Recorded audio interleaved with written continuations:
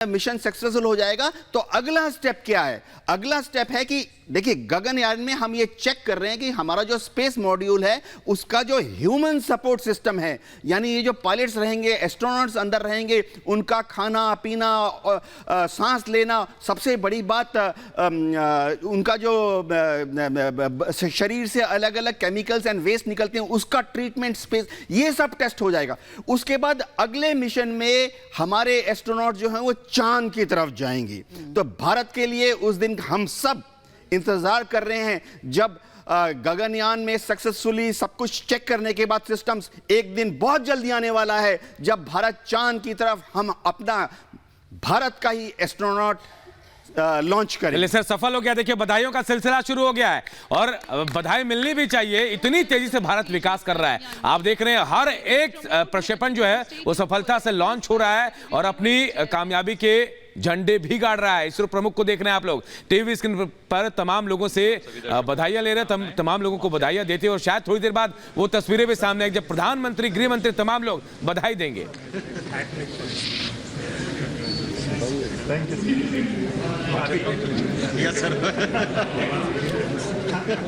तो बिल्कुल ये सीधा तस्वीरें श्रीहरिकोटा से हम आपको दिखा रहे हैं और ये जश्न न सिर्फ श्रीहरिकोटा तक ही सीमित है बल्कि आज पूरा देश जश्न में डूबा हुआ है, क्योंकि अंतरिक्ष में अब भारत का दम आने वाले वक्त में दिखेगा। गगनयान मिशन के क्रू मॉड्यूल का सफल परीक्षण हुआ है, TBD-1 सफल परीक्षण के तहत लॉन्च हुआ है। ये तस्वीर श्रीहरिकोटा से और यह तस्वीर जश्न की तस्वीर। और अब यहां पर इसरो प्रमुख का देश को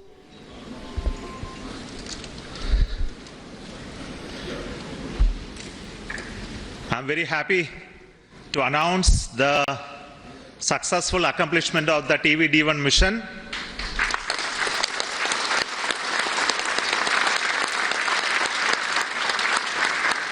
The purpose of this mission was to demonstrate the crew escape system for the Gaganyaan program through a test vehicle demonstration, in which the vehicle has gone up to a Mach number, which is the speed of sound slightly above that, and initiated an abort condition for the crew escape system to function.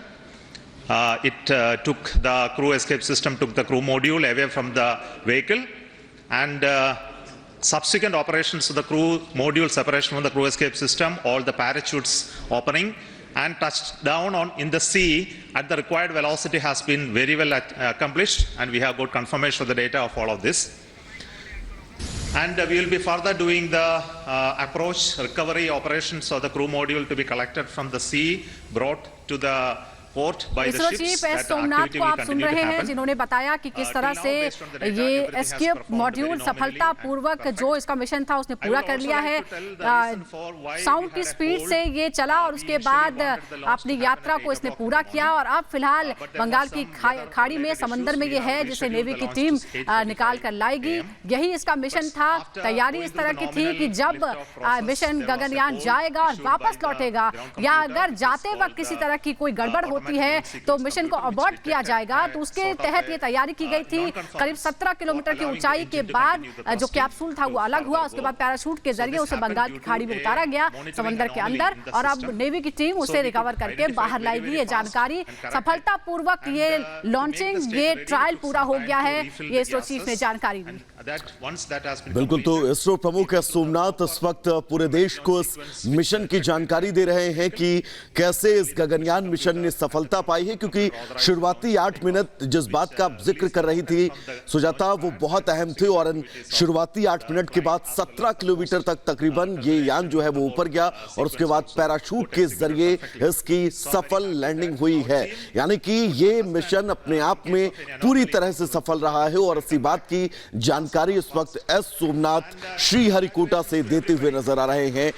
सब कुछ सफल रहा इस test को लेकर। शुरुआत में मौसम के चलते थोड़ा सा दिक्कतें जरूर आई, इसका भी जिक्र सोमनाथ ने इसके पहले किया था। काउंटडाउन रुका, लेकिन एक बार फिर से काउंटडाउन स्टार्ट किया गया और अब इस मिशन की सफलता को लेकर इसरो चीफ खुद जानकारी दे रहे हैं। We are having views coming from the sea, from the drones, cameras which are being taking them. Before we get any further updates, I would like to introduce the mission director, Sri S. Shivakumar, and director of the crew module and crew escape system to you. So over to Shuguma.